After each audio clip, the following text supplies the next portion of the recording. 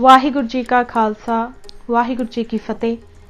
Punjabi audio book सुन रहे सारे ਸਰੋਤਿਆਂ ਨੂੰ मेरे ਮਨਿੰਦਰ कौर ਵੱਲੋਂ प्यार भरी सत श्री अकाल। जरनैल जोरावर सिंह भाग 7वां पन्ना नंबर 116। किले का घेरा। जरनैल जोरावर सिंह ने किले नूं घेरा पा लिया। इस घेरे की हद किले के अंदर जाण वालियां पूर्वी ते पश्चिमी सड़कों नूं बंद करन तक सी। कुछ तोपां दे गोले किले वाल भी छड्डे गए पर इन्हां दा कोई असर न होया। किला गोलियां दी मार दी हद तो बाहर अते दूर सी। 15 दिन इसे तरह लंघ गए। इस घेरे की सफलता की कोई आस नहीं सी जापदी। इसलिए जरनैल ने किले विच दाखिल होण लई धोखेबाजी की वरतों का फैसला किया।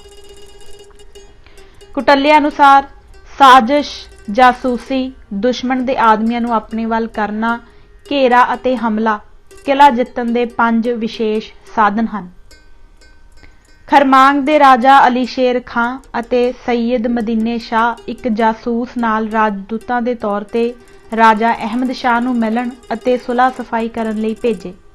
उसनूं यह विश्वास दिवाया कि उसनूं कोई जाती हानि नहीं पहुंचाई जाएगी जे ओह किले नूं जोरावर सिंह दे हवाले कर देवे अते खालसा दरबार की ताबेदारी मंजूर कर लवे। राजा अहमद शाह अपने मुसलमान भरावां ते पूरा विश्वास करके उन्हां दे नाल ही किले विचों बाहर आ गया अते संधि दीआं शर्तां ते दस्तखत करन लई जोरावर सिंह दे लश्कर विच चला गया। आउण ते उसनूं धोखेबाजी नाल पकड़ लिया गया अते बंदी बना लिया गया। जरनैल जोरावर सिंह ने इस तरह बिना किसी लड़ाई अते खून खराबे दे किले उत्ते चलाकी अते विश्वासघात नाल कब्जा कर लिया। अहमद शाह दे बाकी हमायती जां ते जरनैल ने अपने वाल कर लए जां बंदी बना लए। जिन्हां ने मुकाबला किया ओह कतल कर दिते गए।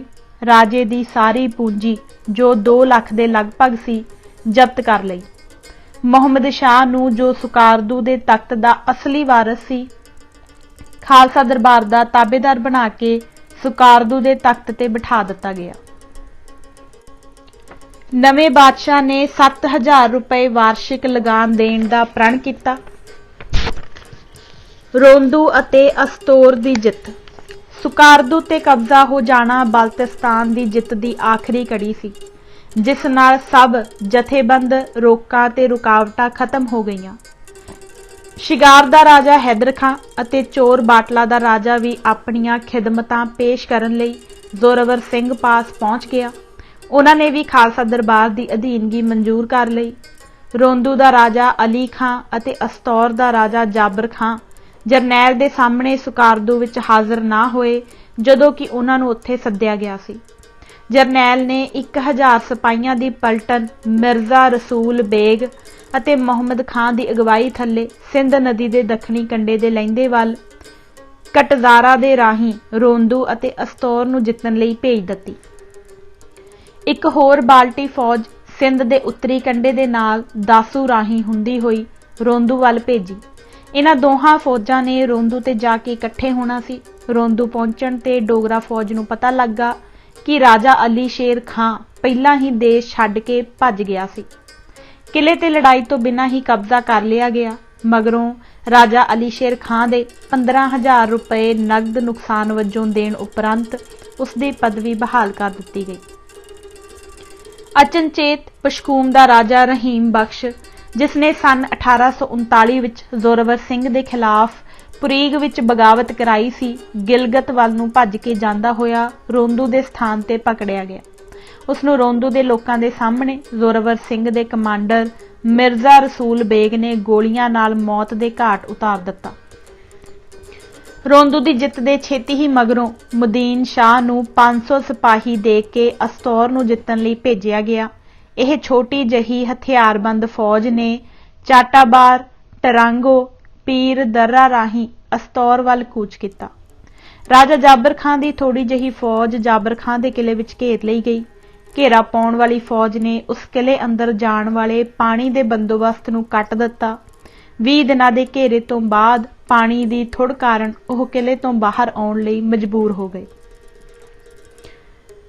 जाबर खां नूं बंदी बना के सुकारदू विच जरनैल दे सामने लिआंदा गया पर उसनूं छड्ड दिता गया क्यों जो कश्मीर के सिख गवर्नर ने खालसा दरबार लाहौर नूं शिकायत की कि असतौर 1823 ईस्वी तो लैके उसके सूबे के बंदोबस्त थले सी अते जम्मू के राजा नूं इस दे घरोगी मामलिਆਂ विच दखल देण दा कोई हक नहीं।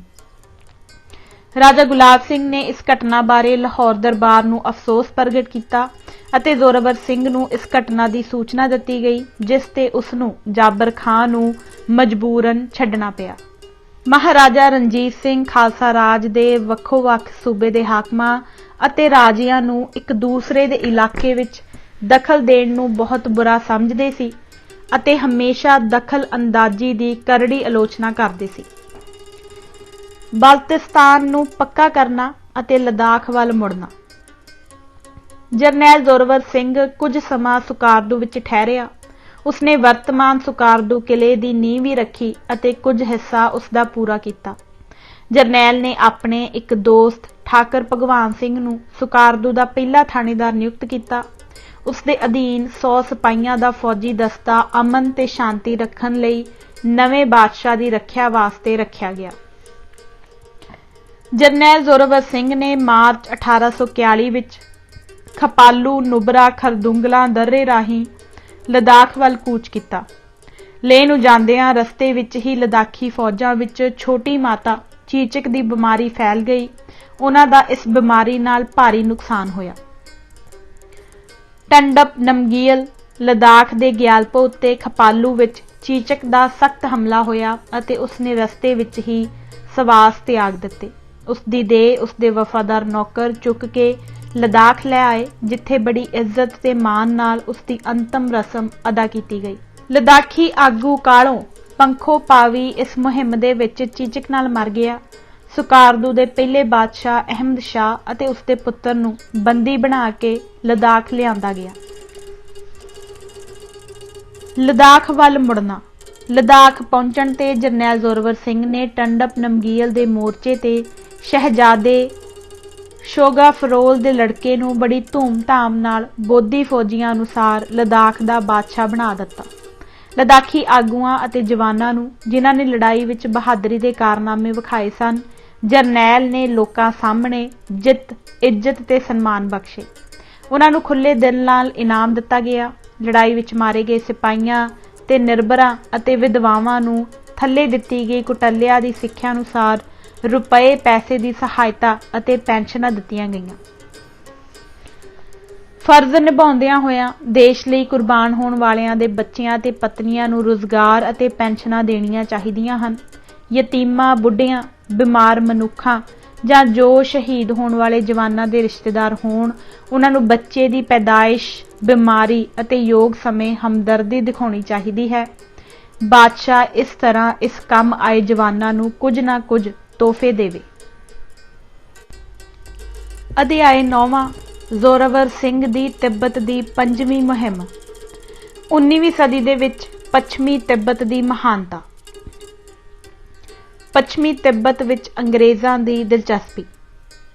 भारत अते उसके गुआंढी देशों के इतिहासक नक्शे देखण तो यह स्पष्ट हो जाता है कि 1840 ईस्वी विच अंग्रेज़ां दे अधीन दा भारती इलाका तिब्बत नाल केवल 2 थावां ते लगदा सी, एक गढ़वाल अते अल्मोड़ा दे स्थान ते अते दूसरा आसाम दे उस थां उत्ते जिथों कि ब्रह्मपुत्र दरिया भारत विच दाखल हुंदा है।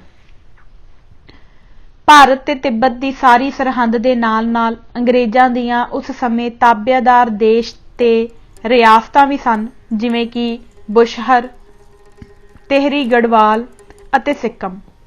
इस तो इलावा आज़ाद खालसा राज की सरहद तिब्बत नाल लद्दाख, लाहौल अते स्पीति के स्थान ते लगदी सी अते तिब्बत की दक्षिणी सरहद के नाल नेपाल अते भूटान के 2 देश भी लगदे सन।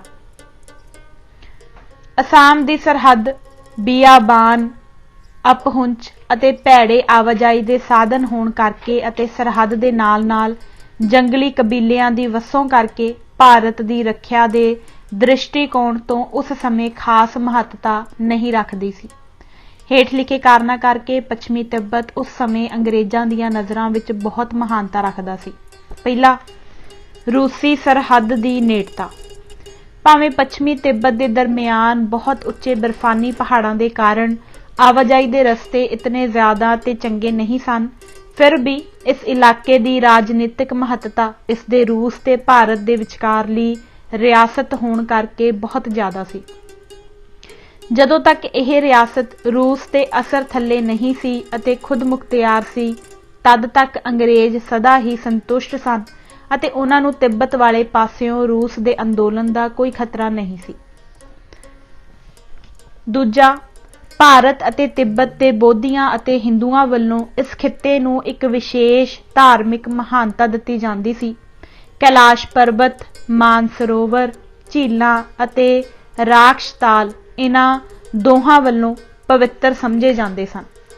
ਹਰ ਸਾਲ ਹਜ਼ਾਰਾਂ ਹੀ ਭਾਰਤੀ ਅਤੇ ਤਿੱਬਤ ਯਾਤਰੂ ਇਹਨਾਂ ਦੇ ਦਰਸ਼ਨ ਕਰਨ ਨੂੰ ਜਾਂਦੇ ਸਨ। ਅੰਗਰੇਜ਼ ਆਸ ਕਰਦੇ ਸਨ ਕਿ ਆਵਾਜਾਈ ਦੇ ਸਾਧਨ ਸੁਧਰਨ ਨਾਲ ਭਵਿੱਖ ਵਿੱਚ ਯਾਤਰੂਆਂ ਦੀ ਗਿਣਤੀ ਵੱਧ ਜਾਵੇਗੀ। ਅੰਗਰੇਜ਼ੀ ਇਲਾਕੇ ਦਾ ਕਮਾਊ ਡਿਵੀਜ਼ਨ ਪੱਛਮੀ ਤਿੱਬਤ ਦੇ ਜ਼ਿਲ੍ਹਾ ਟਾਕਲਾਕੋਟ ਦੇ ਨਾਲ ਲੱਗਦਾ ਸੀ ਅਤੇ ਇਸੇ ਹੀ ਪੱਛਮੀ ਤਿੱਬਤ ਦੇ ਜ਼ਿਲ੍ਹੇ ਵਿੱਚ ਗੰਗੋਤਰੀ, ਕੇਦਾਰਨਾਥ ਦਾ ਮੰਦਰ, ਬਦਰੀਨਾਥ ਅਤੇ ਹੋਰ ਅਣਗਿਣਤ ਬੋਧੀਆਂ ਅਤੇ ਹਿੰਦੂਆਂ ਦੀਆਂ ਸਾਂਝੀਆਂ ਪਵਿੱਤਰ ਯਾਦਗਾਰਾਂ ਦੇ ਸਥਾਨ, ਜਿਨ੍ਹਾਂ ਨੂੰ ਕਿ ਇੱਕ ਉਹ ਦੇਵਤਿਆਂ ਦਾ ਘਰ ਖਿਆਲ ਕਰਦੇ ਸਨ, ਸਥਿਤ ਸਨ। ਇਹ ਇਲਾਕਾ ਭਾਰਤ ਦੇ ਹਿੰਦੂਆਂ ਲਈ ਉਸੇ ਤਰ੍ਹਾਂ ਦੀ ਧਾਰਮਿਕ ਮਹਾਨਤਾ ਰੱਖਦਾ ਹੈ ਜਿਸ ਤਰ੍ਹਾਂ ਕਿ ਈਸਾਈਆਂ ਵਾਸਤੇ ਪੈਲਸਟਾਈਨ। ਅੰਗਰੇਜ਼ ਉਸ ਵੇਲੇ ਇਸ ਪਵਿੱਤਰ ਖਿੱਤੇ ਨੂੰ ਕਿਸੇ ਤਰ੍ਹਾਂ ਭਾਰਤ ਨਾਲ ਮਿਲਾ ਕੇ ਹਿੰਦੂਆਂ ਦਾ ਸਤਿਕਾਰ, ਦਿਲ ਅਤੇ ਵਿਸ਼ਵਾਸ ਜਿੱਤਣਾ ਚਾਹੁੰਦੇ ਸਨ। ਉਹ ਹਰ ਵੇਲੇ ਕਿਸੇ ਚੰਗੇ ਅਵਸਰ ਦੀ ਤਾੜ ਵਿੱਚ ਹੀ ਰਹਿੰਦੇ ਸਨ ਤਾਂ ਕਿ ਉਹ ਕਿਸੇ ਬਹਾਨੇ ਇਸ ਇਲਾਕੇ ਨੂੰ ਸਿੱਧੇ ਜਾਂ ਅਸਿੱਧੇ ਤਰੀਕੇ ਨਾਲ ਅਸਰ ਥੱਲੇ ਲਿਆ ਸਕਣ। ਤੀਜਾ, ਇਸ ਦੇਸ਼ ਦੀ ਧਰਤੀ ਵਿੱਚ ਸੋਨੇ, ਗੰਧਕ, ਨਮਕ ਅਤੇ ਸੁਹਾਗੇ ਦੇ ਬਹੁਤ ਜ਼ਖੀਰੇ ਸਨ। ਅੰਗਰੇਜ਼ ਇਹਨਾਂ ਕੀਮਤੀ ਧਾਤਾਂ ਨੂੰ ਆਪਣੇ ਕਾਬੂ ਥੱਲੇ ਲਿਆਉਣ ਲਈ ਬਹੁਤ ਉਤਾਵਲੇ ਸਨ। ਚੌਥਾ, ਪੱਛਮੀ ਤਿੱਬਤ ਨੂੰ ਭਾਰਤ ਵੱਲੋਂ ਸੌਖੇ ਰਸਤੇ ਕਮਾਊ ਦੀਆਂ ਪਹਾੜੀਆਂ, ਬੁਸ਼ੇਹਰ ਅਤੇ ਸਪੀਤੀ ਦੇ ਰਾਹੀਂ ਜਾਂਦੇ ਸਨ। ਇਹਨਾਂ ਰਸਤਿਆਂ ਦੇ ਉੱਤੋਂ ਦੀ ਅਣਗਿਣਤ ਕਾਫਲੇ ਸੋਨਾ, ਸੁਹਾਗਾ, ਗੰਧਕ, ਨਮਕ, ਚਾਂਗ ਥਾਂਗ ਦੀ ਵਧੀਆ ਉੱਨ ਅਤੇ ਪਸ਼ਮੀਨੇ ਲੱਦ ਕੇ ਸਾਲਾਨਾ ਭਾਰਤ ਨੂੰ ਲਿਆਉਂਦੇ ਸਨ। ਸਿੱਖ ਅਤੇ ਅੰਗਰੇਜ਼ ਦੋਵੇਂ ਹੀ ਇਸ ਕੀਮਤੀ ਮਾਲ ਨੂੰ ਪ੍ਰਾਪਤ ਕਰਨ ਦੇ ਚਾਹਵਾਨ ਸਨ ਅਤੇ ਇਸ ਵਪਾਰ ਉੱਤੇ ਆਪੋ ਆਪਣਾ ਹੱਕ ਜਮਾਉਣਾ ਚਾਹੁੰਦੇ ਸਨ। ਅੰਦਰੂਨੀ ਖਿੱਚੋਤਾਣ ਦਾ ਇਹ ਰਾਜ ਇੱਕ ਵੱਡਾ ਕਾਰਨ ਸੀ। ਪੰਜਵਾਂ, ਅੰਗਰੇਜ਼ ਯਾਰਕੰਦ ਅਤੇ ਚੀਨੀ ਤੁਰਕਸਤਾਨ ਵਿੱਚ ਆਪਣੇ ਰਾਜਦੂਤ ਅਤੇ ਤਜ਼ਾਰਤੀ ਮਿਸ਼ਨ ਰੱਖਣੇ ਚਾਹੁੰਦੇ ਸਨ, ਪਰ ਚੀਨੀ ਅਧਿਕਾਰੀਆਂ ਨੇ ਅੰਗਰੇਜ਼ਾਂ ਤੇ ਜ਼ੋਰ ਦਿੱਤਾ ਕਿ ਇਹੋ ਜਿਹੇ ਰਾਜਦੂਤ ਨੂੰ ਪੈਕਿੰਗ ਵਿੱਚ ਅੰਗਰੇਜ਼ੀ ਰਾਜਦੂਤ ਦੇ ਹੁਕਮ ਥੱਲੇ ਕੰਮ ਕਰਨਾ ਪਵੇਗਾ। ਇਸ ਪ੍ਰਬੰਧ ਨੇ ਅੰਗਰੇਜ਼ਾਂ ਲਈ ਕਾਫੀ ਜ਼ਿਆਦਾ ਖਰਚ ਅਤੇ ਗੁੰਝਲਾਂ ਪੈਦਾ ਕਰ ਦਿੱਤੀਆਂ ਅਤੇ ਇਹ ਰਾਜਦੂਤ ਵੀ ਬੇਫਾਇਦਾ ਹੀ ਸਿੱਧ ਹੋਏ ਕਿਉਂਕਿ ਯਾਰਕੰਦ ਅਤੇ ਕਲਕੱਤੇ ਦੇ ਦਰਮਿਆਨ ਸਾਰੀ ਗੱਲਬਾਤ ਪੀਕਿੰਗ ਦੇ ਰਾਹੀਂ ਹੁੰਦੀ ਸੀ। ਚੀਨੀ ਯਾਰਕੰਦ ਦੇ ਰਾਜਦੂਤ ਨੂੰ ਸਿੱਧੇ ਅੰਗਰੇਜ਼ੀ ਭਾਰਤੀ ਸਰਕਾਰ ਦੇ ਥੱਲੇ ਕੰਮ ਕਰਨ ਦੀ ਆਗਿਆ ਦੇਣ ਲਈ ਤਿਆਰ ਨਹੀਂ ਸਨ। ਰੂਸੀਆਂ ਨੇ ਯਾਰਕੰਦ ਦੇ ਸਥਾਨ ਤੇ ਇੱਕ ਤਜ਼ਾਰਤੀ ਮਿਸ਼ਨ ਸਥਾਪਿਤ ਕਰ ਦਿੱਤਾ ਅਤੇ ਇਸ ਤਰ੍ਹਾਂ ਸਾਰਾ ਵਪਾਰ ਉਹਨਾਂ ਦੇ ਕਬਜ਼ੇ ਵਿੱਚ ਚਲਾ ਗਿਆ। ਰੂਸੀਆਂ ਨੇ ਚੀਨ ਵਾਲਿਆਂ ਨੂੰ ਨਾ ਹੀ ਉਹਨਾਂ ਦਾ ਪਿਛਲਾ ਬਕਾਇਆ ਦਿੱਤਾ ਅਤੇ ਨਾ ਹੀ ਉਹਨਾਂ ਦੀ ਕੋਈ ਪਰਵਾਹ ਹੀ ਕੀਤੀ। ਰੂਸੀਆਂ ਨੇ ਭਾਰਤੀ ਵਪਾਰੀਆਂ ਨਾਲ ਵੀ ਪੱਖਬੰਦੀ ਕੀਤੀ ਅਤੇ ਭਾਰੇ ਟੈਕਸ ਲਾਏ। ਉਚਿਤ ਤਜ਼ਾਰਤੀ ਸਹੂਲਤਾਂ ਇਸ ਰੂਸੀ ਮਿਸ਼ਨ ਵੱਲੋਂ ਯਾਰਕੰਦ ਦੇ ਵਸਨੀਕਾਂ ਵਾਸਤੇ ਹੀ ਨਿਯੁਕਤ ਕੀਤੀਆਂ ਗਈਆਂ। ਇਹ ਇੱਕ ਰੂਸੀ ਨੀਤੀ ਦੀ ਚਤੁਰਤਾ ਸੀ ਕਿ ਅੰਗਰੇਜ਼ਾਂ ਨੇ ਉੱਥੋਂ ਦੇ ਸ਼ਹਿਰੀ ਬਣਨ ਲਈ ਇਹ ਲਾਲਚ ਦਿੱਤਾ ਜਾਵੇ ਤਾਂ ਜੋ ਰੂਸੀਆਂ ਦੇ ਕੰਮਕਾਜ ਵਿੱਚ ਕੋਈ ਰੁਕਾਵਟ ਨਾ ਪਏ ਅਤੇ ਮੱਧ ਏਸ਼ੀਆ ਵਿੱਚੋਂ ਧਨ ਵੀ ਬਾਹਰ ਨਾ ਜਾ ਸਕੇ। ਰੂਸੀਆ ਦੀ ਚਲਾਕੀ ਦੇ ਕਾਰਨ ਅੰਗਰੇਜ਼ ਇਸ ਖਿੱਤੇ ਵਿੱਚ ਆਪਣਾ ਮਾਣ ਤੇ ਇੱਜ਼ਤ ਹੌਲੀ-ਹੌਲੀ ਗੁਆ ਰਹੇ ਸਨ। ਇਹਨਾਂ ਖਿੱਤਿਆਂ ਵਿੱਚ ਮੁੜ ਸ਼ਕਤੀ ਹਾਸਲ ਕਰਨ ਲਈ ਅੰਗਰੇਜ਼ ਤਿੱਬਤ ਤੇ ਲਦਾਖ ਵਿੱਚ ਪੈਰ ਜਮਾ ਕੇ ਯਾਰਕੰਦ ਉੱਤੇ ਹੀ ਅਸਰ ਵਧਾਉਣਾ ਚਾਹੁੰਦੇ ਸਨ। ਇੱਕ ਅੰਗਰੇਜ਼ ਕਰਨਲ ਮੂਰ ਕ੍ਰਾਫਟ ਨੇ ਸਨ 1812 ਤੋਂ ਲੈ ਕੇ 1822 ਤੱਕ ਲਦਾਖ, ਚੀਨੀ ਤੁਰਕਸਤਾਨ ਅਤੇ ਪੱਛਮੀ ਤਿੱਬਤ ਦਾ ਇੱਕ ਲੰਬਾ ਦੌਰਾ ਕੀਤਾ ਤਾਂ ਕਿ ਉਹ ਸਹੀ ਹਾਲਤ ਦਾ ਜਾਇਜ਼ਾ ਲੈ ਸਕੇ। ਸਿੱਖਾਂ ਲਈ ਪੱਛਮੀ ਤਿੱਬਤ ਦਾ ਮਹੱਤਵ। ਭਾਰਤ ਵਿੱਚ ਪੰਜਾਬ ਤੇ ਨੇਪਾਲ ਹੀ ਉਸ ਵੇਲੇ ਦੋ ਆਜ਼ਾਦ ਤੇ ਤਾਕਤਵਰ ਰਿਆਸਤਾਂ ਰਹਿ ਗਈਆਂ ਸਨ ਜੋ ਕਿ ਅੰਗਰੇਜ਼ਾਂ ਦੀ ਵੱਧ ਰਹੀ ਸ਼ਕਤੀ ਅਤੇ ਮੁਲਕੀ ਵਿਸਥਾਰ ਵਿੱਚ ਭਾਰੀ ਰੁਕਾਵਟਾਂ ਬਣੀਆਂ ਹੋਈਆਂ ਸਨ। ਇਹ ਰਿਆਸਤਾਂ ਭਾਰਤ ਦੀ ਪਵਿੱਤਰ ਭੂਮੀ ਵਿੱਚ ਵਿਦੇਸ਼ੀ ਤਾਕਤ ਦੇ ਵਧਣ ਉੱਤੇ ਈਰਖਾ ਕਰਦੀਆਂ ਸਨ। ਉਹਨਾਂ ਨੇ ਆਪਣੀਆਂ ਸੀਮਾਵਾਂ ਨੂੰ ਪੱਛਮੀ ਤਿੱਬਤ ਦੇ ਰਾਹੀਂ ਹਿਮਾਲਾ ਦੇ ਪਿੱਛੋਂ ਦੀ ਮਿਲਾ ਕੇ ਆਪਸ ਵਿੱਚ ਸਿੱਧਾ ਤਾਲਮੇਲ ਪੈਦਾ ਕਰ ਲਿਆ ਅਤੇ ਅੰਗਰੇਜ਼ ਨਾਲ ਪੁਰਾਂਗ ਵਿੱਚ ਕਿਧਰੇ ਵੀ ਮੁਕਾਬਲਾ ਕਰਨ ਲਈ ਹੇਠ ਲਿਖੇ ਸਾਧਨਾਂ ਰਾਹੀਂ ਸਾਜ਼ਿਸ਼ ਕੀਤੀ। ਪਹਿਲਾ, ਧਾਰਮਿਕ। ਕੈਲਾਸ਼ ਪਰਬਤ ਅਤੇ ਮਾਨਸਰੋਵਰ ਦੀ ਪਵਿੱਤਰ ਭੂਮੀ ਉੱਤੇ ਸਿੱਖਾਂ ਦਾ ਕਬਜ਼ਾ ਹੋਣ ਨਾਲ ਸਿੱਖਾਂ ਅਤੇ ਹਿੰਦੂਆਂ ਦੇ ਸਾਂਝੇ ਤੀਰਥ ਹੱਥ ਆ ਜਾਂਦੇ ਸਨ। ਹੇਮਕੁੰਡ, ਜਿਸ ਨੂੰ ਕਿ ਸਿੱਖ ਗੁਰੂ ਗੋਬਿੰਦ ਸਿੰਘ ਜੀ ਦਾ ਪਵਿੱਤਰ ਧਾਰਮਿਕ ਅਸਥਾਨ ਮੰਨਦੇ ਸਨ, ਪੱਛਮੀ ਤਿੱਬਤ ਦੇ ਨਾਲ ਹੀ ਲੱਗਦਾ ਸੀ। ਦੂਜਾ, ਤਜ਼ਾਰਤ। ਛਾਲ, ਪਸ਼ਮੀਨਾ, ਸੋਨਾ, ਸੁਹਾਗਾ ਅਤੇ ਚਾਹ ਦੇ ਪੱਛਮੀ ਤਿੱਬਤ ਦੇ ਵਪਾਰ ਤੇ ਨਿਰੋਲ ਕਬਜ਼ਾ ਕਰ ਲੈਣਾ ਅਤੇ ਅੰਗਰੇਜ਼ਾਂ ਨੂੰ ਇਸ ਵਪਾਰ ਤੋਂ ਵਾਂਝਿਆ ਕਰ ਦੇਣਾ। ਤੀਜਾ, ਪੋਲੀਟੀਕਲ। ਅੰਗਰੇਜ਼ਾਂ ਦੀ ਹਕੂਮਤ ਦਾ ਹਿੰਦੁਸਤਾਨ ਵਿੱਚੋਂ ਤਖਤਾ ਉਲਟਾਉਣ ਦੀ ਯੋਜਨਾ ਬਣਾਉਣਾ। ਇਹ ਯੋਜਨਾ ਮਹਾਰਾਜਾ ਸ਼ੇਰ ਸਿੰਘ ਅਤੇ ਨੇਪਾਲ ਦੇ ਅਮਰ ਸਿੰਘ ਥਾਪਾ, ਜੋ ਕਿ ਉਸ ਵੇਲੇ ਸਿੱਖ ਦਰਬਾਰ ਵਿੱਚ ਰਾਜਦੂਤ ਸੀ, ਦੇ ਵਿਚਕਾਰ ਬਣਾਈ ਗਈ। ਅੰਗਰੇਜ਼ ਇਸ ਸਾਜ਼ਿਸ਼ ਤੋਂ ਚੰਗੀ ਤਰ੍ਹਾਂ ਜਾਣੂ ਸਨ, ਇਸੇ ਲਈ ਹੀ ਉਹਨਾਂ ਨੇ ਰਾਜਾ ਗੁਲਾਬ ਸਿੰਘ ਨੂੰ ਪੱਛਮੀ ਤਿੱਬਤ ਦੀ ਮੁਹਿੰਮ ਲਈ ਆਪਣੇ ਲੁਕਵੇਂ ਤੌਰ ਤੇ ਆਸ਼ੀਰਵਾਦ ਦੇ ਦਿੱਤੀ ਸੀ। ਉਸ ਸਮੇਂ ਅੰਗਰੇਜ਼ਾਂ ਨੇ ਇਸ ਮੁਹਿੰਮ ਦੇ ਡੂੰਘੇ ਅਸਰਾਂ ਵੱਲੋਂ ਅਵੇਸਲੇ ਹੋ ਕੇ ਆਪਣੀ ਸਿਆਸੀ ਪੋਜੀਸ਼ਨ ਤੇ ਵਪਾਰ ਦਾ ਖਿਆਲ ਨਾ ਕੀਤਾ। ਹੋ ਸਕਦਾ ਹੈ ਕਿ ਪਹਿਲੋਂ ਅੰਗਰੇਜ਼ ਸੋਚਦੇ ਹੋਣ ਕਿ ਸਿੱਖ ਪੱਛਮੀ ਤਿੱਬਤ ਵਿੱਚ ਹਾਰ ਖਾ ਜਾਣਗੇ। ਅੰਗਰੇਜ਼ਾਂ ਦਾ ਵਿਚਾਰ ਇਹ ਵੀ ਹੋ ਸਕਦਾ ਸੀ ਕਿ ਤਿੱਬਤੀ ਸਿਪਾਹੀ ਰੁਡੋਕ ਗਾਟੋਕ ਦੇ ਸਰਹੱਦੀ ਜ਼ਿਲ੍ਹਿਆਂ ਦੀ ਲੜਾਈ ਵਿੱਚ ਲਦਾਖ ਦੇ ਸਾਹਮਣੇ ਰੁੱਝੇ ਰਹਿਣਗੇ ਅਤੇ ਅੰਗਰੇਜ਼ ਜਾਂ ਤੇ ਕਿਸੇ ਚੰਗੇ ਮੌਕੇ ਤੇ ਤਾਕਲਾ ਕੋਟ ਅਤੇ ਮਾਨਸਰੋਵਰ ਦੇ ਜ਼ਿਲ੍ਹਿਆਂ ਉੱਤੇ ਆਪਣਾ ਕਬਜ਼ਾ ਕਰ ਲੈਣਗੇ ਜਾਂ ਤਿੱਬਤੀਆਂ ਅਤੇ ਸਿੱਖਾਂ ਵਿਚਕਾਰ ਸਮਝੌਤਾ ਕਰਾਉਣ ਵਜੋਂ ਇਸ ਇਲਾਕੇ ਨੂੰ ਸੌਦੇਬਾਜ਼ੀ ਵਿੱਚ ਲੈ ਲੈਣਗੇ ਅਤੇ ਇਸ ਤਰ੍ਹਾਂ ਇਸ ਪਵਿੱਤਰ ਭੂਮੀ ਅਤੇ ਇਸ ਦੀ ਤਜ਼ਾਰਤ ਨੂੰ ਆਪਣੇ ਰਾਜ ਵਿੱਚ ਮਿਲਾ ਲੈਣਗੇ। ਇਸ ਤਰੀਕੇ ਨਾਲ ਇਸ ਨੂੰ ਆਪਣੇ ਕਬਜ਼ੇ ਹੇਠ ਕਰਕੇ ਸੁਹਾਗੇ ਦੇ ਵਪਾਰ ਨੂੰ ਨਿਰੋਲ ਆਪਣੇ ਹੱਥੀਂ ਲੈ ਕੇ ਆਪਣੇ ਖਜ਼ਾਨੇ ਭਰ ਲੈਣਗੇ। ਮੁਹਿੰਮ ਦੇ ਤਤਕਾਲ ਕਾਰਨ।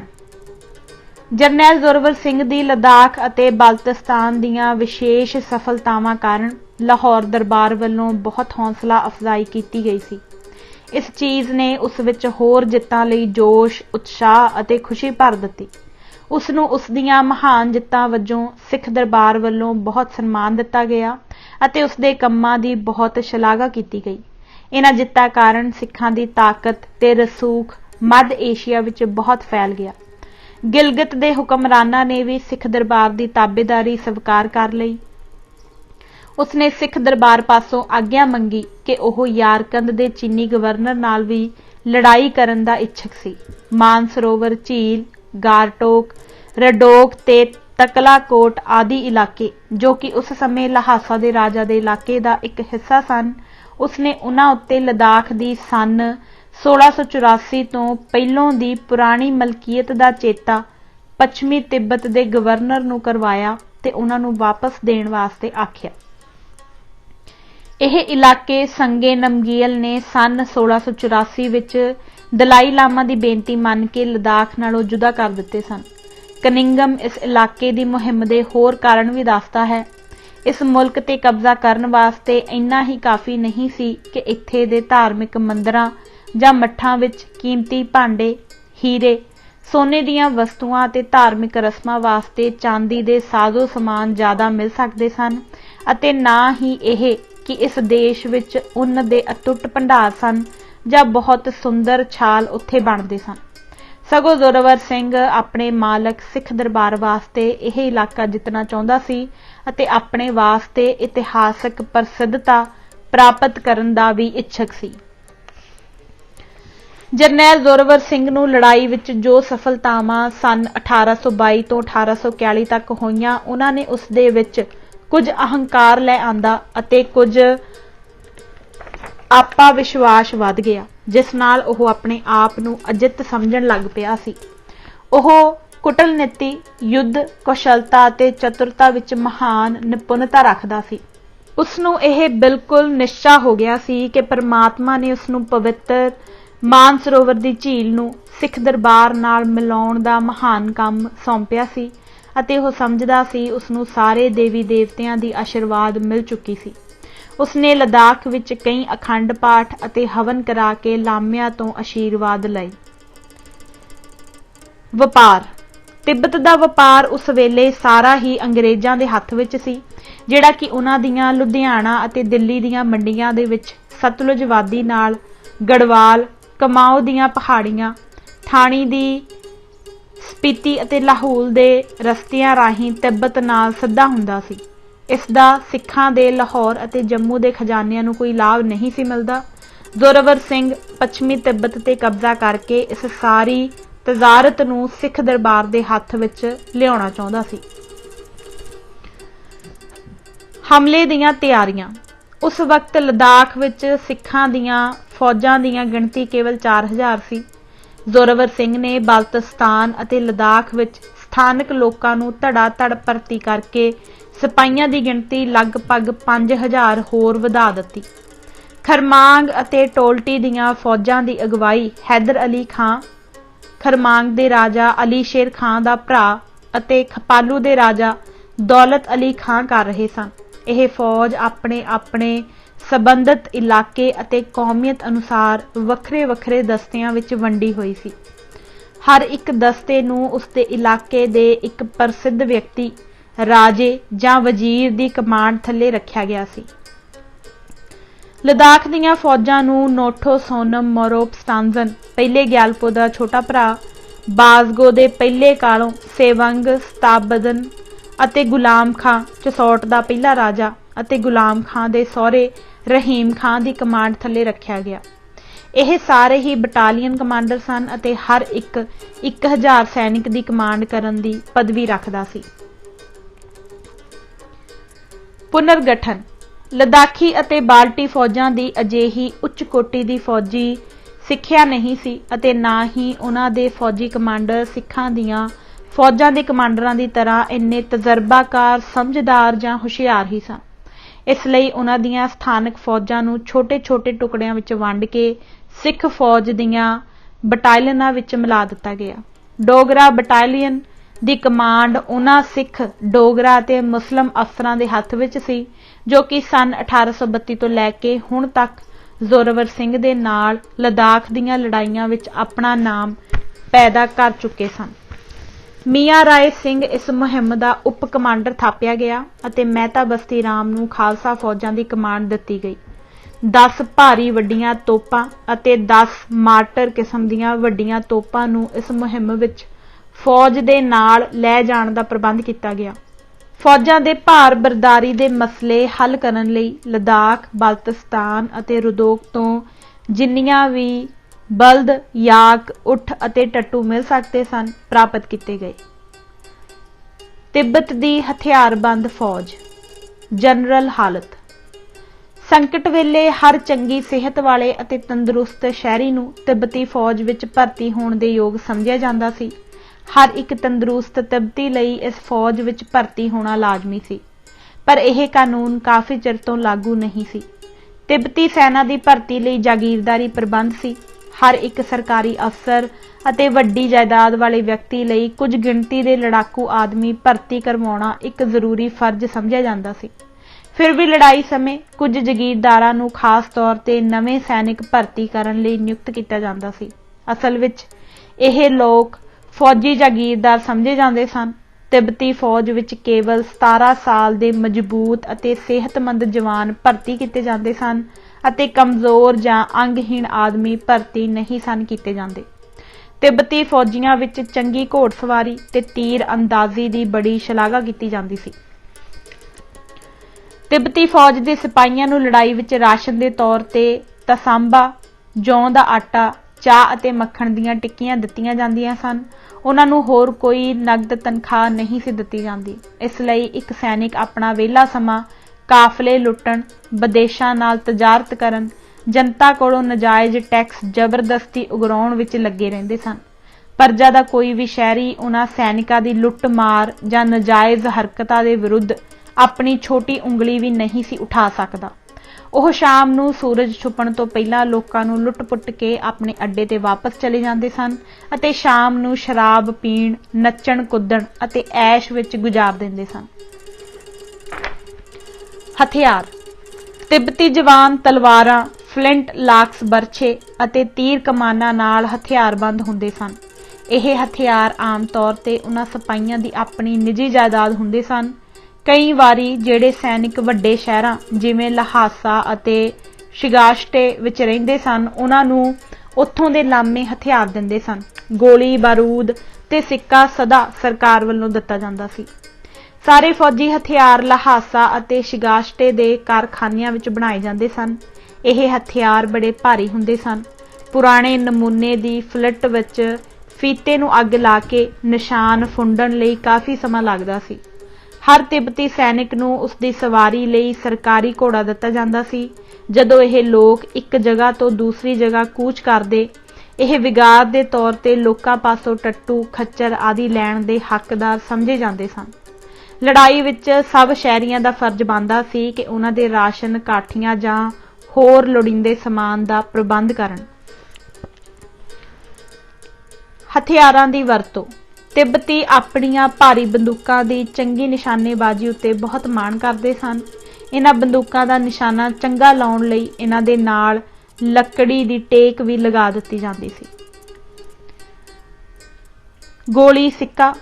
ਤਿੱਬਤੀ ਸਿਪਾਹੀ ਆਮ ਤੌਰ ਉੱਤੇ ਸਿੱਕੇ ਦੀ ਗੋਲੀ ਇਸਤੇਮਾਲ ਨਹੀਂ ਸਨ ਕਰਦੇ ਕਿਉਂਕਿ ਸਿੱਕੇ ਦੀ ਦੇਸ਼ ਵਿੱਚ ਘਾਟ ਸੀ ਅਤੇ ਬਾਹਰੋਂ ਬਹੁਤ ਘੱਟ ਆਉਂਦਾ ਸੀ। ਉਹ ਆਪਣੀਆਂ ਤੋੜੇਦਾਰ ਬੰਦੂਕਾਂ ਦੀਆਂ ਨਾਲੀਆਂ ਨੂੰ ਲੋਹੇ ਦੇ ਟੁਕੜੇ, ਕਿੱਲ, ਪੱਥਰ ਦੇ ਛੋਟੇ ਟੁਕੜੇ ਤੇ ਬਾਰੂਦ ਆਦਿ ਨਾਲ ਭਰ ਕੇ ਚਲਾਉਂਦੇ ਸਨ। ਬਾਰੂਦ ਬਣਾਉਣ ਲਈ ਗੰਧਕ ਅਤੇ ਸ਼ੋਰਾ ਤਾਂ ਦੇਸ਼ ਵਿੱਚ ਆਮ ਸੀ, ਪਰ ਲੱਕੜੀ ਦਾ ਕੋਲਾ ਬ੍ਰਹਮਪੁੱਤਰ ਦੀ ਵਾਦੀ ਤੋਂ ਲਿਆਂਦਾ ਜਾਂਦਾ ਸੀ। ਤਿੱਬਤੀ ਫੌਜ ਵਿੱਚ ਪਦਵੀਆਂ। ਤਿੱਬਤ ਫੌਜ ਵਿੱਚ ਅਫਸਰਾਂ ਦੇ ਕਈ ਦਰਜੇ ਹੁੰਦੇ ਸਨ। ਇਹ ਹੇਠ ਲਿਖੇ ਸਨ। ਪਹਿਲਾ, ਤਹਰਪੁਨ। ਇਹ ਅਹੁਦਾ ਹਵਲਦਾਰ ਦੇ ਬਰਾਬਰ ਹੁੰਦਾ ਸੀ ਅਤੇ ਇਹ ਅਹੁਦੇਦਾਰ 10 ਆਦਮੀਆਂ ਦੀ ਸੈਕਸ਼ਨ ਦੀ ਕਮਾਂਡ ਕਰਦਾ ਸੀ। ਤਿੱਬਤੀ ਫੌਜ ਵਿੱਚ ਇਹ ਸਭ ਨਾਲੋਂ ਛੋਟਾ ਅਫਸਰ ਹੁੰਦਾ ਸੀ। ਦੂਜਾ, ਕਿਆਪੁਨ। ਇਹ 100 ਜਵਾਨ ਦੀ ਕੰਪਨੀ ਦਾ ਕਮਾਂਡਰ ਹੁੰਦਾ ਸੀ ਅਤੇ ਇਸ ਦਾ ਅਹੁਦਾ ਕਪਤਾਨ ਦੇ ਬਰਾਬਰ ਹੁੰਦਾ ਸੀ। ਤੀਜਾ, ਤੁਰਗਪੁਨ। ਇਹ 1000 ਜਵਾਨ ਦੀ ਬਟਾਲੀਅਨ ਦਾ ਕਮਾਂਡਰ ਹੁੰਦਾ ਸੀ। ਇਸ ਦਾ ਅਹੁਦਾ ਕਰਨਲ ਦੇ ਬਰਾਬਰ ਸੀ। ਚੌਥਾ, ਰੁਪੁਨ। ਇਹ ਤਿੱਬਤੀ ਫੌਜ ਦੇ ਹੈੱਡਕੁਆਰਟਰ ਵਿੱਚ ਇੱਕ ਸਟਾਫ ਅਫਸਰ ਦੇ ਅਹੁਦੇ ਉੱਤੇ ਲਾਇਆ ਜਾਂਦਾ ਸੀ। ਇਹ chief of the general staff ਜਾਂ ਐਡਜੂਟੈਂਟ ਜਨਰਲ ਦੇ ਬਰਾਬਰ ਸਮਝਿਆ ਜਾਂਦਾ ਸੀ। ਪੰਜਵਾਂ, ਦਾਪੁਨ। ਇਹ ਫੌਜ ਦਾ ਉਹ ਕਮਾਂਡਰ ਸੀ ਜੋ 4000 ਤੋਂ ਲੈ ਕੇ 5000 ਜਵਾਨਾਂ ਦੀ ਅਗਵਾਈ ਕਰਦਾ ਸੀ। ਇਹ ਗਿਣਤੀ ਇੱਕ ਬ੍ਰਿਗੇਡ ਦੇ ਬਰਾਬਰ ਸੀ। ਛੇਵਾਂ, ਮਾਂਗਪਨ। ਸਾਰੀ ਫੌਜ ਦਾ ਕਮਾਂਡਰ ਇਨ ਚੀਫ ਹੁੰਦਾ ਸੀ। ਤਿੱਬਤੀ ਅਫਸਰ ਦਲੇਰੀ, ਘੋੜਸਵਾਰੀ ਅਤੇ ਨਿਸ਼ਾਨੇਬਾਜ਼ੀ ਕਰਕੇ ਚੁਣੇ ਜਾਂਦੇ ਸਨ। ਵੱਡੇ ਲਾਮੇ ਇਹਨਾਂ ਦੀ ਚੋਣ ਵਿੱਚ ਬਹੁਤ ਵੱਡਾ ਹਿੱਸਾ ਲੈਂਦੇ ਸਨ। ਆਮ ਤੌਰ ਤੇ ਕਮਿਸ਼ਨ ਅਤੇ ਨੌਕਰੀਆਂ ਉਹਨਾਂ ਲੋਕਾਂ ਨੂੰ ਹੀ ਦਿੱਤੀਆਂ ਜਾਂਦੀਆਂ ਸਨ ਜੋ ਜਾਂ ਤੇ ਭਰਤੀ ਕਰਨ ਵਾਲੇ ਅਫਸਰਾਂ ਨੂੰ ਰਿਸ਼ਵਤ ਦਿੰਦੇ ਸਨ ਜਾਂ ਫਿਰ ਮੁਖੀ ਪਰਿਵਾਰਾਂ ਅਤੇ ਲਾਮਿਆਂ ਦੇ ਮਨ ਭਾਉਂਦਿਆਂ ਨੂੰ ਰਿਸ਼ਵਤ ਦਿੰਦੇ ਸਨ। ਕਈ ਹਾਲਤਾਂ ਵਿੱਚ ਕਮਿਸ਼ਨ ਤੇ ਨੌਕਰੀਆਂ ਜਨਤਾ ਵਿੱਚ ਬੋਲੀ ਰਾਹੀਂ ਵੀ ਵੇਚੀਆਂ ਜਾਂਦੀਆਂ ਸਨ। ਲੜਾਈ ਵਿੱਚ ਵਤੀਰਾ। ਤਿੱਬਤੀ ਸਿਪਾਹੀ ਆਮ ਤੌਰ ਤੇ ਡਰਪੋਕ ਹੁੰਦੇ ਸਨ, ਪਰ ਲਾਮੇ ਉਹਨਾਂ ਨੂੰ ਲੜਾਈ ਲੜਾਉਣ ਲਈ, ਧਰਮ ਅਤੇ ਦੇਸ਼ ਦੀ ਰੱਖਿਆ ਕਰਨ ਲਈ ਪ੍ਰੇਰ ਕੇ ਮਜਬੂਰ ਕਰਦੇ ਸਨ। ਇਸ ਤਰ੍ਹਾਂ ਉਹ ਆਪਣੀਆਂ ਘਟੀਆ ਬੰਦੂਕਾਂ ਤੇ ਚਾਕੂਆਂ ਦੇ ਬਾਵਜੂਦ ਬੜੀ ਸੂਰਬੀਰਤਾ ਅਤੇ ਧਾਰਮਿਕ ਕੱਟੜਪਨ ਦੀ ਲੜਾਈ ਲੜਨ ਵਿੱਚ ਜੁਟ ਜਾਂਦੇ ਸਨ ਅਤੇ ਲੜਾਈ ਵਿੱਚ ਧਰਮ ਹਿੱਤ ਕੁਰਬਾਨ ਹੋਣ ਨੂੰ ਬਹੁਤ ਉੱਚੀ ਦੇਸ਼ ਸੇਵਾ ਅਤੇ ਮਾਣ ਸਮਝਦੇ ਸਨ। ਜਰਨੈਲ ਜ਼ੋਰਾਵਰ ਸਿੰਘ ਨੂੰ ਇਹਨਾਂ ਲੜਾਈਆਂ ਵਿੱਚ ਇਹ ਚੰਗੀ ਤਰ੍ਹਾਂ ਸਿੱਧ ਹੋ ਗਿਆ ਕਿ ਤਿੱਬਤੀ ਫੌਜਾਂ ਬਗੈਰ ਕਿਸੇ ਸਿੱਖਿਆ ਅਤੇ ਜਥੇਬੰਦੀ ਦੇ ਬਹਾਦਰੀ ਨਾਲ ਲੜਦੀਆਂ ਸਨ। ਕਈ ਵਾਰ ਤਿੱਬਤੀ ਸਿਪਾਹੀ ਗੋਲਾ ਬਾਰੂਦ ਖਤਮ ਹੋਣ ਤੇ ਵੀ ਬਹਾਦਰੀ ਨਾਲ ਲੜਦੇ ਰਹਿੰਦੇ ਸਨ। पर कई वारी बिना एक गोली चलाए ही हथियार सुट देंदे सन। तिब्बती सेना दे कैंप। तिब्बती सिपाही आम तौर ते तंबूआं दे कैंपां विच रहिंदे सन। उन्हां दे तंबू बड़ी चतुरता नाल बनाए जांदे सन। ਇਹ काले रंग दे तंबू बलद दे वालां दे बुने हुए कपड़े जां उन्हां दीयां खल्लां दे बनाए जांदे सन, जिन्हां विच दी पानी भी नहीं सी लंघ सकदा। इस वालां दे संघने कपड़े दे दो अड-अड टोटे कीते जांदे सन, जिन्हां नूं सिरिਆਂ ते दो बांसां नाल सहारा दे के तंबू बना लिया जांदा सी। इस तंबू दे उपरले हिस्से ते धुआं बाहर निकलण वास्ते एक चकोनी शक्ल दा मुग हुंदा सी। ਵੱਡੇ तंबू की छत आम तौर ते जमीन तो 6 तो लैके 7 फुट तक उच्ची हुंदी सी। तंबू वाला दे रस्सिਆਂ नाल बड़ी मजबूती नाल खिच के रखे जांदे सन। ਇਹ रस्से ਉੱਚੇ ਬਾਂਸਾਂ ਵਿੱਚੋਂ ਦੀ ਲੰਘਾ ਕੇ ਜ਼ਮੀਨ ਵਿੱਚ ਗੱਡੇ ਹੋਏ ਕਿੱਲਿਆਂ ਨਾਲ ਬੱਝੇ ਹੁੰਦੇ ਸਨ। ਇਸ ਮੰਤਵ ਲਈ ਜੰਗਲੀ ਦਰਖਤਾਂ ਦੇ ਮੁੱਢਾਂ ਨੂੰ ਹੀ ਕਿੱਲਿਆਂ ਦੀ ਥਾਂ ਵਰਤੋਂ ਵਿੱਚ ਲਿਆਂਦਾ ਜਾਂਦਾ ਸੀ। तंबू इस तरीके नाल लाए जांदे सन कि पश्चिमी तिब्बत के पहाड़ों वालों आ रही ठंडी हवा अंदर रहन वालियां ते असर ना कर सके। इन्हां तंबूआं दे उत्ते लंबे लंबे बांस गड्ड के प्रार्थना दे चिट्टे झंडे लहराए जांदे सन। तंबूआं दे चार चफेरे हवा, बारिश अते बर्फ तो रखिया करन दे मंतव लई 2 जां 3 फुट उच्ची मिट्टी दी वट बना दित्ती जांदी सी। ਇਹ ਲੋਕ कई वार सुक्के होए गोहे दी वट भी बनाउंदे सन, जिहड़ी लोड़ वेले बालण दे काम भी आ सकदी सी। कई वार ਇਹ तंबू सुक्के होए गोहे नाल भी भरे जांदे सन। जरूरत वेले बालण वास्ते मिट्टी पत्थरां दा चुल्हा बना लैंदे सन, जो कि जमीन तो तकरीबन 3 फुट उच्चा हुंदा सी। इस चुल्हे विच हवा आउण वास्ते 2-3 मोरियां हुंदियां सन। इस तरीके नाल सुक्के होए गोहे दी अग भी छेती ही भख जांदी सी। इस अंगीठी दे उपर एक योग जगह उत्ते पित्तल दे पतीले रखे जांदे सन, जिन्हां विच हर वक्त चाह उबलदी रहिंदी सी। तिब्बती सिपाही एक थां टिक के घट ही कैंप लाउंदे सन, इसलिए लड़ाई दी हालत अते मौसम अनुसार कैंप एक थां तो दूसरी थां चुक के लै जांदे सन।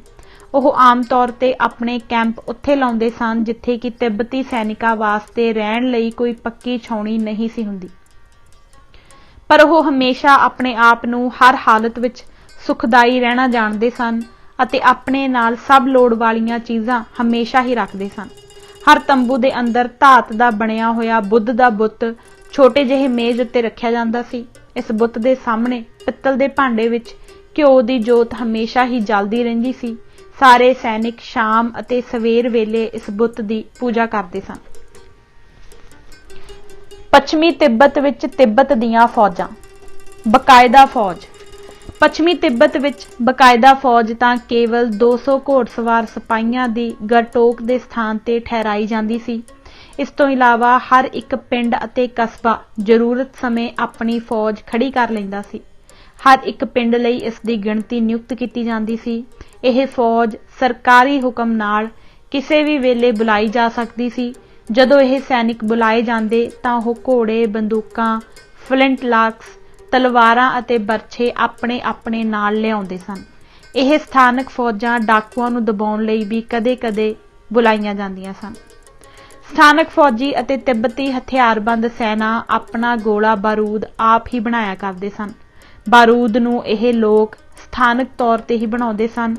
गोलियां बलद दे सिंगां दीयां बनाईआं जांदियां सन, क्योंकि उन्हां दे देश विच सिक्के दी बहुत घाट सी। जोरावर सिंह दी मुहिम दी योजना। जरनैल जोरावर सिंह ने बड़ी डूंगी सोच विचार मगरों तिब्बत नूं सर करन लई योजना बनाई। इस योजना अनुसार पश्चिमी तिब्बत विच तिब्बत दे मजबूत अड्डियां ते वारी-वारी कब्जा करना सी। पहले स्थान ते कब्जा करके अते उत्थे पक्के कदम जमा के पिछले आवाजाई दे साधन मजबूत करके अते उत्थों दे पक्के रक्षक प्रबंध करके दूसरे स्थान ते हमला करन दी योजना दा यह सब तो वड्डा मूल मंत्र सी। ओह अगाह दौड़ ते पिछा चौड़ दे असूल वाला बंदा नहीं सी। उसने अपनी मुहिम दीयां 4 स्टेजां बनाईयां। पहली रुडोक ते कब्जा। वखरे वखरे 2 कालमां ने रुडोक उत्ते 2 तरफां तो इकट्ठा हमला करके कब्जा करना सी। फिर रुडोक नूं अगले हमले वास्ते अड्डा बनाउणा सी। दूसरी, गारटोक अते बारखा ते कब्जा। रुडोक तो बाद गारटोक अते बारखा दे इलाकिਆਂ ते कब्जा करन दी योजना सी अते फिर उन्हां नूं रखिया अते सप्लाई दे अड्डे बना के अगे वधना सी। तीजा, मानसरोवर ते हमला करना। तीसरे हमले का मंतव मानसरोवर अते कैलाश उत्ते कब्जा करना सी। इस उत्ते कब्जा होण नाल खालसा राज दीयां हद्दां सिद्धियां गढ़वाल अते कमाओ दे अंग्रेज़ां दे इलाकिਆਂ नाल जा मिलदियां सन। उसनूं नेपाल नाल चंगा तालमेल पैदा करन दी भी इच्छा सी अते नाल ही अल्मोड़ा दे अंग्रेज़ी इलाके अते खालसा राज दे थल्ले तिब्बत दे विचकार हदबंदी कायम करना सी। चौथी, पुरांग ते हमला करना। सर्दियां आउण तो पहलों ही पश्चिमी तिब्बत अते मध्य तिब्बत दे दरमियान वाले मरियम ला दे इलाके तक कब्जा करके पश्चिमी तिब्बत विच खालसा राज नूं मजबूत बनाउणा सी। पश्चिमी तिब्बत उत्ते खालसा राज कायम करके अगे वास्ते लहासा नूं मध्य तिब्बत उत्ते कब्जा करन दीयां कारवाइयां लई पक्का अड्डा बनाउणा सी। पहली स्टेज, रुडोक ते कब्जा, रुडोक वाल चढ़ाई। मई 1841 विच जोरावर सिंह ने अपनी फौज नूं दो भागां विच वंड के लद्दाख तो कूच किया। दक्षिणी भाग की कमांड मियाँ राय सिंह की अगवाई हेठ दिती गई। उस फौज की गिणती लगभग 1000 के करीब सी। इस फौज ने सिंध के नाल नाल रुपशू हानले दे राही रुडोक वाल नूं कूच किया। उत्तरी फौज की कमांड जरनैल जोरावर सिंह ने खुद आप संभाली ते इस फौज नूं चंगला दर्रा, टांगटसे अते चसूल राही रुडोक वाल कूच किया। जरनैल जोरावर सिंह ने रस्ते विच फूरचे दे उत्तर वाल दूसरे चांगला दर्रे उत्ते किला भी बनाया जो कि अज तक मौजूद है अते अगस्त 1962 विच करता ने वेख्या। कनिंगम ने अपनी किताब विच जो लिखिया है कि राय सिंह ने हानले अते टाशी गोंग दे बोधी मठां उत्ते हमला करके उन्हां दी पवित्रता भंग कीती अते उन्हां दा सब समान लुट लिया। यह लिखत निरोल झूठी अते शरारत फैलाउण वाली है। यूरोपीयन लिखारियां ने इस जरनैल दे चंगे नाम उत्ते धब्बा लाउण लई अते तिब्बतियां विच ते भारतीयां विच हमेशा लई मतभेद कराउण लई मन घड़त कहानी बना के लिखी है। रुडोक ते हमला। दोवें फौजी दस्ते रुडोक विच नियुक्त समय ते आ मिले। सारे इलाके जिथों दी भी उन्हां ने कूच किया बड़ी शांति दे नाल अधीन कर लए गए अते सिखां दे राज विच मिला लए गए। रुडोक दे किले विच तिब्बती सेना की संख्या लगभग 300 जवानां दी सी। तिब्बत दे इलाके उत्ते जोरावर सिंह दे हमले की खबर सुन के उन्हां ने रुडोक दे किले दे रखियक प्रबंधां नूं मजबूत करके हमले का मुकाबला करन लई पूरी तैयार कर लई। जोरावर सिंह ने उत्थे पहुंच के किले नूं घेरा पा लिया। किले की दक्षिणी कंध तोप दे गोलियां नाल उड़ा दिती गई ते मेहता बस्ती राम नूं अपनी बटालियन नाल उस पाड़े राही किले उत्ते हमला करन दा हुक्म दे दिता गया। इस हमले के दौरान तिब्बती कमांडर एक अचानक गोली लगन नाल मर गया। तिब्बती फौजां दा दिल टुट गया ते उन्हां ने हथियार सुट दिते। रुडोक दे गवर्नर ने अपने होर अफसरां अते लामियां समेत जरनैल पास रहम की अपील की अते अपनी श्रद्धांजलि भेंट की। बाद विच उन्हां ने किले दीयां कुंजियां जरनैल के हवाले कर दित्तियां। जरनैल जोरावर सिंह दा किले उत्ते पूरा कब्जा हो गया ते उसदे सिर्फ 5 सिपाही इस लड़ाई विच काम आए। तिब्बती सिपाहियां नूं अड्ड करके उन्हां दे घरां नूं भेज दिता गया। खालसा फौज का एक छोटा जिहा टुकड़ा रुडोक किले विच कानून अते शांति स्थापित रखन लई नियत कर दिता गया। आलच दे लोपो अते टंडप नूं किले विच सेना दे कमांडर मुकरर कर दिता अते उन्हां नूं किले की हिफाजत अते किले विच अमन अमान रखन लई पिछे छड़ दिता गया। दूसरी स्टेज, गड़ड़ी जोंग अते गारटोक ते कब्जा। रुडोक तो गड़ड़ी जोंग तक 2 वड्डे रस्ते जांदे सन। जरनैल ने आप लुबरा दे रस्ते कूच किया अते मेहता बस्ती राम नूं छोटी जही फौज की कमांड दे के दूसरे रस्ते राही भेजिया जो कि सिंध के किनारे किनारे तोशी गंग विचों दी हो के लंघदा सी। ਮਹਿਤਾਬਸਤੀ ਰਾਮ ਦਾ ਤਿੱਬਤੀਆਂ ਨੇ ਤੋਸ਼ੀ ਗੰਗ ਵਿੱਚ ਥੋੜਾ ਜਿਹਾ ਮੁਕਾਬਲਾ ਕੀਤਾ, ਪਰ ਉਸਨੇ ਉਹਨਾਂ ਉੱਤੇ ਆਸਾਨੀ ਨਾਲ ਕਾਬੂ ਪਾ ਲਿਆ ਅਤੇ ਦੁਸ਼ਮਣ ਦੀ ਛੋਟੀ ਜਿਹੀ ਕਿਲੇ ਵਿੱਚ ਰਹਿਣ ਵਾਲੀ ਫੌਜ ਨੂੰ ਹਥਿਆਰ ਸੁੱਟਣ ਉੱਤੇ ਮਜਬੂਰ ਕਰ ਦਿੱਤਾ। ਉਸਨੇ ਫਿਰ ਗੜਰੀ ਜ਼ੋਂਗ ਵੱਲ ਕੂਚ ਕੀਤਾ, ਜਿੱਥੇ ਜਾ ਕੇ ਉਹ ਜ਼ੋਰਾਵਰ ਸਿੰਘ ਦੀ ਫੌਜ ਦੇ ਵਿਸ਼ੇਸ਼ ਦਸਤੇ ਨਾਲ ਜਾ ਮਿਲਿਆ। ਗੜਰੀ ਜ਼ੋਂਗ ਦੇ ਲੋਕਾਂ ਨੇ ਹਮਲਾਵਰਾਂ ਨੂੰ ਸ਼ਰਧਾਂਜਲੀ ਭੇਟ ਕੀਤੀ ਅਤੇ ਉਹਨਾਂ ਦੀ ਅਧੀਨਗੀ ਮੰਨ ਲਈ। ਹੁਣ ਪੱਛਮੀ ਤਿੱਬਤ ਦੇ ਇਸ ਇਲਾਕੇ ਨਾਲ ਲਦਾਖ ਦਾ ਸਿੱਧਾ ਰਸਤਾ ਖੁੱਲ੍ਹ ਗਿਆ। ਗੜਰੀ ਜ਼ੋਂਗ ਦੇ ਇਲਾਕੇ ਦੀ ਉਚਾਈ ਸਮੁੰਦਰ ਦੀ ਸਤਹ ਤੋਂ 17,000 ਫੁੱਟ ਹੈ, ਇਸ ਲਈ ਇਹ ਇਲਾਕਾ ਬਹੁਤ ਹੀ ਠੰਡਾ ਹੈ। ਇੱਥੇ ਲਦਾਖ ਨਾਲੋਂ ਵੀ ਜ਼ਿਆਦਾ ਠੰਡ ਰਹਿੰਦੀ ਹੈ। ਅੱਗ ਬਾਲਣ ਵਾਸਤੇ ਕੋਈ ਲੱਕੜ ਜਾਂ ਕੋਲਾ ਵੀ ਨਹੀਂ ਮਿਲਦਾ। ਲੋਕ ਬਲਦ ਦੇ ਵਾਲਾਂ ਨਾਲ ਬਣੇ ਹੋਏ ਤੰਬੂਆਂ ਵਿੱਚ ਰਹਿੰਦੇ ਸਨ ਅਤੇ ਟੱਪਰੀ ਵਾਸਾਂ ਦੀ ਜ਼ਿੰਦਗੀ ਬਸਰ ਕਰਦੇ ਸਨ। ਉਹਨਾਂ ਦੇ ਪੱਕੇ ਘਰ ਨਹੀਂ ਹੁੰਦੇ ਸਨ। ਇਹ ਤੰਬੂ ਘਰਾਂ ਨਾਲੋਂ ਜ਼ਿਆਦਾ ਗਰਮ ਹੁੰਦੇ ਸਨ। ਗੜਰੀ ਜ਼ੋਂਗ ਦੇ ਥੋੜੇ ਬਹੁਤ ਸਰਕਾਰੀ ਘਰਾਂ ਨੂੰ ਜਰਨੈਲ ਜ਼ੋਰਾਵਰ ਸਿੰਘ ਨੇ ਸਪਲਾਈ ਡਿਪੂ ਵਿੱਚ ਬਦਲ ਦਿੱਤਾ ਅਤੇ ਆਪਣੀ ਸੈਨਾ ਦਾ ਇੱਕ ਦਸਤਾ ਗੜਰੀ ਜ਼ੋਂਗ ਵਿੱਚ ਰੱਖਿਆ, ਕਾਨੂੰਨ ਅਤੇ ਸ਼ਾਂਤੀ ਸਥਾਪਿਤ ਕਰਨ ਲਈ ਛੱਡ ਦਿੱਤਾ। ਜ਼ੋਰਾਵਰ ਸਿੰਘ ਨੇ ਆਪਣਾ ਕੂਚ ਗਾਰਟੋਕ ਵੱਲ ਜਾਰੀ ਰੱਖਿਆ ਅਤੇ 3 ਦਿਨ ਬਾਅਦ ਹੀ ਬਿਨਾਂ ਕਿਸੇ ਲੜਾਈ ਦੇ ਲੋਕਾਂ ਦੇ ਸਹਿਯੋਗ ਨਾਲ ਗਾਰਟੋਕ ਨੂੰ ਕਬਜ਼ੇ ਹੇਠਾਂ ਕਰ ਲਿਆ। ਸਥਾਨਕ ਲੋਕਾਂ ਨੇ ਉਸ ਨੂੰ ਜੀ ਆਇਆਂ ਆਖਿਆ। ਜਰਨੈਲ ਨੇ ਆਪਣੇ ਰਾਸ਼ਨ ਦੇ ਭੰਡਾਰ, ਜੋ ਘਟ ਚੁੱਕੇ ਸਨ, ਲੋਕਾਂ ਪਾਸੋਂ ਇਕੱਠੇ ਕਰਕੇ ਪੂਰੇ ਕਰ ਲਏ। ਇਹ ਰਸਦ ਗਾਰਟੋਕ ਵਿੱਚ ਸਰਕਾਰੀ ਸਰਾਂ ਵਿੱਚ ਜਮ੍ਹਾਂ ਕਰ ਦਿੱਤੀ। ਆਪਣੀ ਫੌਜ ਦੇ ਇੱਕ ਦਸਤੇ ਨੂੰ ਇਸ ਦੀ ਦੇਖਭਾਲ ਲਈ ਸਥਾਪਿਤ ਕਰ ਦਿੱਤਾ। ਟੋਕਪੋਰਲ ਸੋਮ ਦੀ ਲੜਾਈ। ਫਿਰ ਮਿਸਾਰ ਉੱਤੇ ਬਿਨਾਂ ਕਿਸੇ ਮੁਕਾਬਲੇ ਦੇ ਜ਼ੋਰਾਵਰ ਸਿੰਘ ਨੇ ਕਬਜ਼ਾ ਕਰ ਲਿਆ ਅਤੇ ਲੋਕਾਂ ਨੇ ਖੁਸ਼ੀ-ਖੁਸ਼ੀ ਲਾਹੌਰ ਦਰਬਾਰ ਦੀ ਅਧੀਨਗੀ ਪ੍ਰਵਾਨ ਕਰ ਲਈ।